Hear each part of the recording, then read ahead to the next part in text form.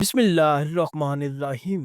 شروع کرتا ہوں اللہ کے نام سے جو بڑا مہربان نہایت رحم کرنے والا ہے۔ پیارے ناظرین، ایم ضیاء اسپیچ چینل میں دل کی گہرائیوں سے خوش آمدید اور محبتوں برا السلام علیکم۔ پیارے دوستو، آج ہم جو واقعہ آپ کو بتانے جا رہے ہیں یہ واقعہ حضور اکرم صلی اللہ تعالیٰ علیہ وآلہ وسلم اور ایک یہودی شخص نے آپ صلی اللہ تعالیٰ علیہ وآلہ وسلم کا راستہ کیوں روکا، اور جب اس نے راستہ روکا تو صحابہ اکرام نے اسے سزا دینا چاہی تو آپ کریم آقا تاجدار مدینہ صلی اللہ تعالیٰ علیہ وآلہ وسلم نے صحابہ اکرام کو کیوں روکا، اور یہودیوں نے آپ کے گھر کا محاصرہ کیوں کیا۔ اس واقعہ کو پورا جاننے کے لیے آخر تک ہمارے ساتھ رہیں۔ ہماری ویڈیو اچھی لگے تو ویڈیو کو لائک کریں اور چینل کو سبسکرائب کریں۔ ایک یہودی کو رسول خدا صلی اللہ تعالیٰ علیہ وآلہ وسلم سے چند دینار قرض واپس لینا تھا۔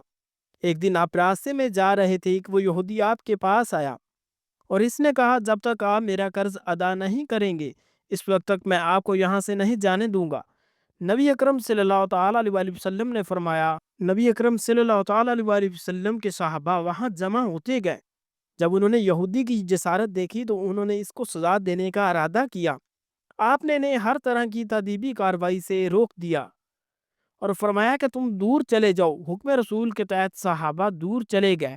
سورج لمحہ با لمحہ گرم ہو رہا تھا اور اس کی تپش سے آپ کو اذیت پہنچ رہی تھی، یہاں تک کہ آپ کے چہرے عطر سے پسینہ بہنے لگا۔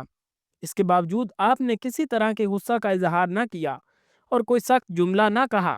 آپ سارا دن وہیں بیٹھے رہے اور ظہر، عصر اور مغرب عشاء کی نمازیں وہیں پڑھی۔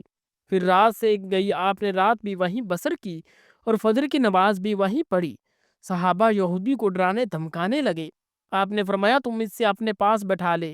حضرت صلی اللہ تعالیٰ علیہ وسلم نے فرمایا، اللہ نے مجھے اس لیے نہیں بھیجا کہ میں کسی ہم پیمان یا کسی اور پر ظلم کروں۔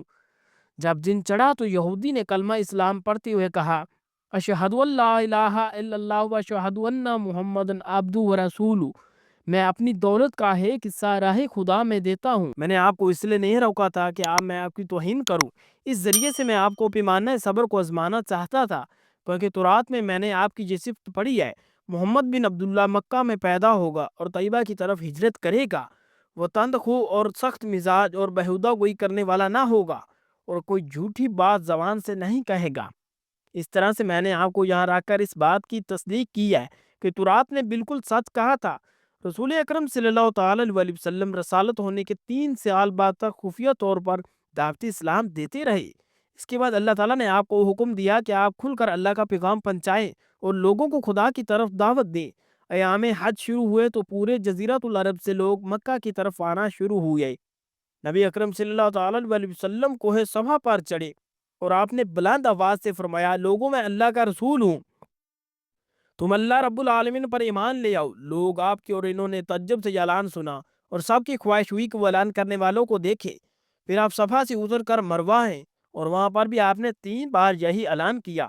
جب ابو جہل نے حضرت صلی اللہ تعالیٰ علیہ وسلم کا یہ اعلان سنا تو اس سے سخت غصہ آیا۔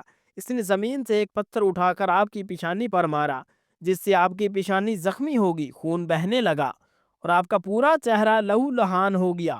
اس کے بعد تمام مشرکین آپ کو پتھر مارنے لگے۔ نبی اکرم صلی اللہ تعالیٰ علیہ وسلم مجبور ہو کر کوہ ابو قبیس پر چڑھ گئے اور ایک چٹان کے پیچھے جا کر چھپ گئے۔ مشرکین نے بھی آپ کا تعاقب کیا لیکن آپ انہیں کہیں دکھائی نہ دیے۔ ناکام و نامراض ہو کر انہیں واپس آنا پڑا۔